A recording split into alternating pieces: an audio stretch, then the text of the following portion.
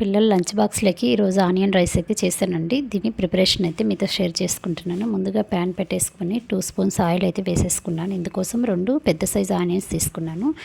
Oil వేసిన తర్వాత oil బాగా వేడయ్యాక గరం మసాలా సరుకులన్నీ వేసేసి ఆనియన్స్ వేసాను.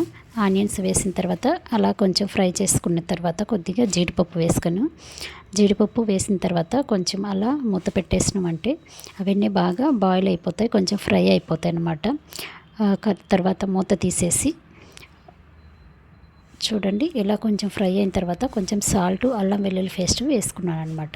బాగా ఇది అంతా ఫ్రై అయిన తర్వాత పచ్చివాసన పోయేంత వరకు వేయించుకొని నేను ముందుగా పెరుగులో వచ్చేసి 1/2 కప్ పెరుగు తీసుకొని ఉప్పు, పసుపు, గరం మసాలా, కారం వేసి పెట్టుకున్నాను. ఈ మిశ్రమాన్ని వచ్చేసి ఈ ఆనియన్స్లో వేసి బాగా ఫ్రై చేసి మూత పెట్టుకోవాలి. మూత పెట్టుకున్న తర్వాత ఒక 2 మినిట్స్ అలా పెట్టుకుంటే సరిపోతుంది. ఇలా ఆయిల్ పైకి వచ్చేంత వరకు ఫ్రై చేసుకోవాలి. ఫ్రై చేసుకున్న తర్వాత ముందుగా మనము రైస్ బాయిల్ చేసి పెట్టుకుంటాం కదండి, ఆ రైస్ ఇందులో వేసేసి ఫ్రై చేసుకుంటే సరిపోతుందండి. ఇంకా ఆనియన్ బిర్యానీ రెడీ అయిపోతుంది.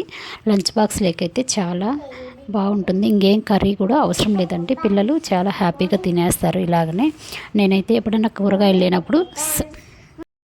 లేనప్పుడు లేదంటే టైం ఎక్కువ లేనప్పుడు, ఇదైతే టైం టేకింగ్ ఎక్కువ తీసుకోదు కాబట్టి తొందరగా నేను అయిపోతుంది అనేసి ఈ ఫ్రైడ్ రైస్ చేస్తానండి. అయిపోతుంది, ఇంకా లంచ్ బాక్స్లోకి తీసుకెళ్ళిపోతారు. కర్రీ ఏం అవసరం లేదు. Like, share, subscribe.